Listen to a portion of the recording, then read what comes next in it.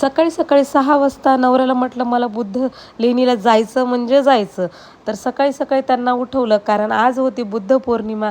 सर्वप्रथम सगळ्यांना बुद्ध पौर्णिमेच्या खूप साऱ्या शुभेच्छा आणि तुम्ही पण जाऊन या नक्कीच नाही का बुद्ध लेणीला. तर मी सकाळी सकाळी गेली होती कारण मी काल रात्रीच ठरवलं होतं की मला दर्शन घेण्यासाठी जायचं आहे आणि तसंच ठरवल्याप्रमाणे मी गेली बुद्ध पौर्णिमेच्या निमित्ताने आपल्या बुद्ध लेणीला. आणि खरंच सांगते एवढं छान वातावरण झालेलं होतं ना, एवढं कडकडता उन्हाळा असून सुद्धा तिथलं जे वातावरण ना एवढं थंड होतं, मला खूप छान वाटलं. सकाळी सकाळी जाण्याचा आनंद मला खूप होतो कारण सकाळी गर्दी नसते आणि काहीच नसतं, म्हणून मी सकाळी गेली. मी एकटीच होती दर्शन करण्यासाठी आणि तिथं कोणी आलेलं पण नव्हतं. मला खूप भारी वाटलं कारण सर्वप्रथम मला वाटतं मीच दर्शन केलं असेल. तर मला खूप छान वाटलं सकाळी सकाळी तिथे जाऊन.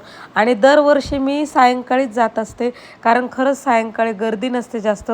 दुपारी एवढं ऊन राहतं आणि खूप जास्त गर्दी होते आणि व्यवस्थित दर्शन पण होत नाही. त्यामुळे मी ठरवलं होतं आदल्या दिवशीच की आपल्याला सकाळी सकाळी जायचे.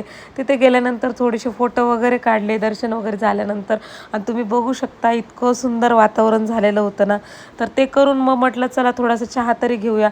तर आम्ही दोघांनी खूप दिवसातनं वेळ काढून एका ठिकाणी अमृतुल्याला चहा प्यायला गेलो होतो.